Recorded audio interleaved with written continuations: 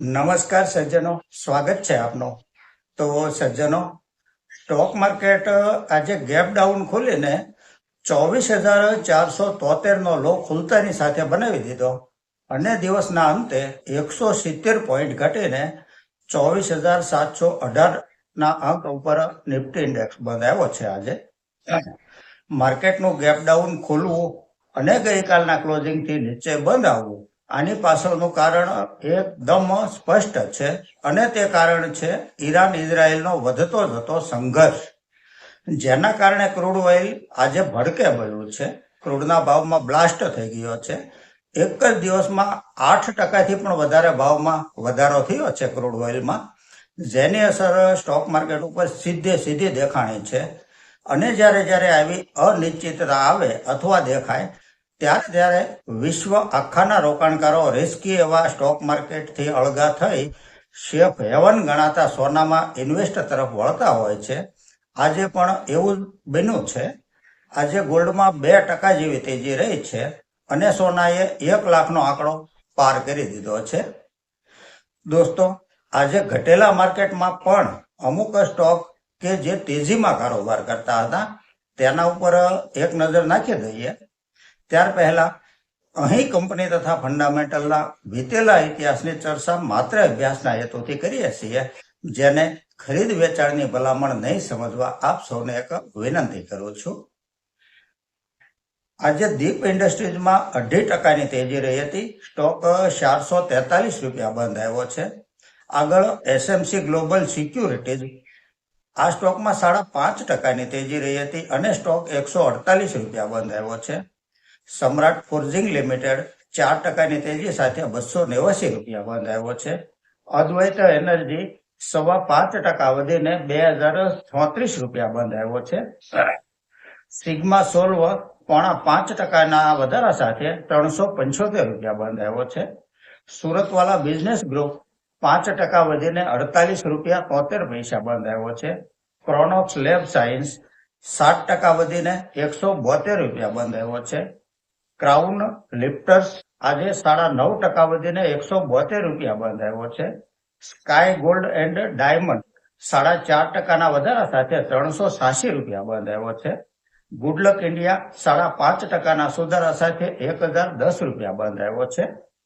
આજની ચર્ચાની સૌથી પહેલી કંપની છે એન્જિનિયર્સ ઇન્ડિયા લિમિટેડ. ભારત સરકારના પ્રાકૃતિક ગેસ તથા પેટ્રોલિયમ મંત્રાલયના નિયંત્રણમાં કામ કરતી આ કંપની એન્જિનિયરિંગ સેવા, જમીનમાં પાઇપલાઇન બિછાવવી તથા ગ્રાહકની જરૂરિયાત અનુસાર પરિયોજના, ડિઝાઇન, ખરીદ, નિર્માણ, સંચાલન, દેખભાળ વગેરે સેવા પ્રદાન કરે છે. ફંડામેન્ટલને જો આંકડામાં સમજીએ તો જે સેલ્સ માર્ચ 24 ક્વાર્ટરમાં 805 કરોડ હતું તે વધીને 1010 કરોડ થયું છે. નેટ પ્રોફિટ 116 કરોડથી વધી 280 કરોડ થયો છે. Year to year net profit જોઈએ તો 140 કરોડ ત્યાંથી 346 કરોડ, 445 કરોડ થઈ અને 580 કરોડ થયો છે. પ્રોફિટનો ગ્રાફ સતત અપ ટ્રેન્ડમાં છે. છેલ્લા 3 વર્ષનો કમ્પાઉન્ડિંગ પ્રોફિટ ગ્રોથ 62% છે.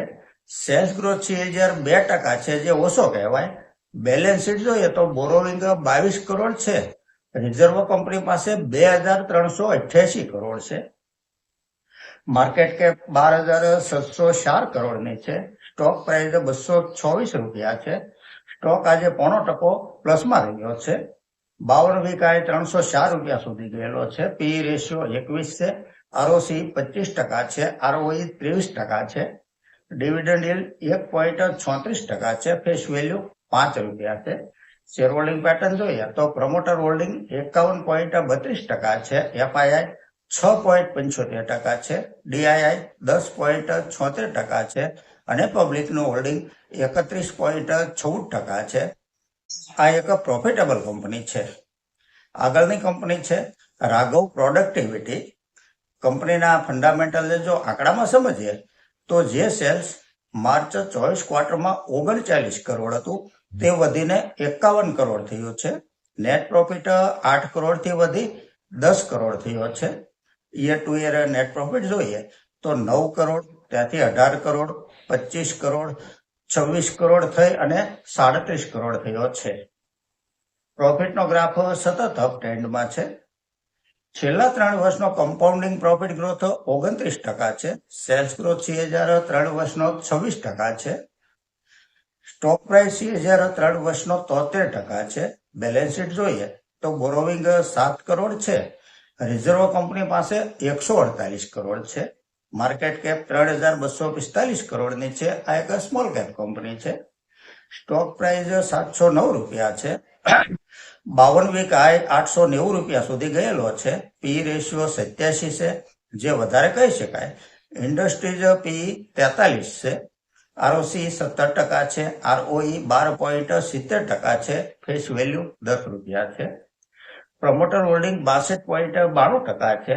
FII 0.18% છે અને પબ્લિકનું હોલ્ડિંગ 36.91% છે. આ એક પ્રોફિટેબલ કંપની છે. દોસ્તો, એક સજ્જનનો સવાલ છે એટલીસ્ટ શેર બાબતે. આ એટલીસ્ટ એટલે ઓછામાં ઓછો ભાવ અથવા નીચામાં નીચો ભાવ, એવો અર્થ કહી શકાય. હવે આવા જે નીચા ભાવના સ્ટોક હોય છે તે કંપનીઓ મોટા ભાગે પ્રોફિટેબલ હોતી નથી, ફંડામેન્ટલ સારા હોતા નથી. લગાતાર સ્ટડી કરતા રહેવાથી કોઈ એવી સારી કંપની મળી જાય તો વિચારી શકાય. એવા પણ ઉદાહરણો છે કે કંપની 0 થઈ ગયાના લેવલેથી પ્રોફિટમાં આવી હોય અને સારી રીતે ચાલતી થઈ ગઈ હોય. માટે અભ્યાસ કરવાથી મળી જાય એટલું કહી શકાય. તો સજ્જનો, આ સાથે આજની આ ચર્ચા એ પૂરી કરીએ છીએ. જો આપને ચર્ચા પસંદ આવી હોય તો લાઈક અને સબસ્ક્રાઇબ કરવા વિનંતી કરું છું. નમસ્કાર.